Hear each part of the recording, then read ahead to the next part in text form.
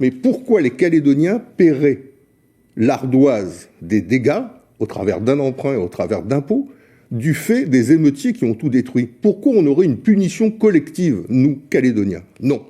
Était-ce une fausse bonne idée que de faire chuter le gouvernement Mapou? C'était pas une idée ou une fausse bonne idée, c'était un impératif absolu pour la Nouvelle-Calédonie.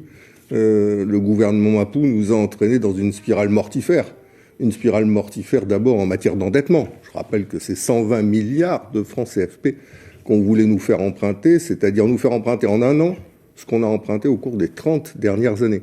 Je rappelle que c'est 15 milliards d'impôts nouveaux en ce qui concerne l'augmentation de la TGC et de la CCS, qui était également prévue dans le cadre de la politique négociée par le gouvernement Mapou avec l'État. Et puis je rappelle enfin qu'il y a un dévoiement institutionnel incroyable. Enfin, c'est en regardant la télé qu'on apprend, nous, élus du Congrès, que Mapou et Gilbert Thuénon viennent d'acheter 2 avions pour 46,5 milliards de francs CFP, sans en parler au Congrès, sans en parler à personne, alors que dans notre pays, il y a aujourd'hui 15 000 emplois détruits et que les Calédoniens se posent la question de savoir comment demain ils vont pouvoir mettre quelque chose dans leur assiette. Donc non, il était temps de mettre un terme à cette initiative de gouvernement Mapou.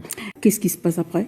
Nous allons continuer à défendre l'idée qu'on ne va pas endetter les générations futures. Nos petits-enfants vont payer les traites du fait de l'emprunt qu'on a décidé de faire aujourd'hui. C'est inenvisageable. La responsabilité dans notre pays aujourd'hui, c'est la responsabilité de l'État. C'est l'incurie de l'État pour nouer le dialogue politique qui est à l'origine des événements du 13 mai.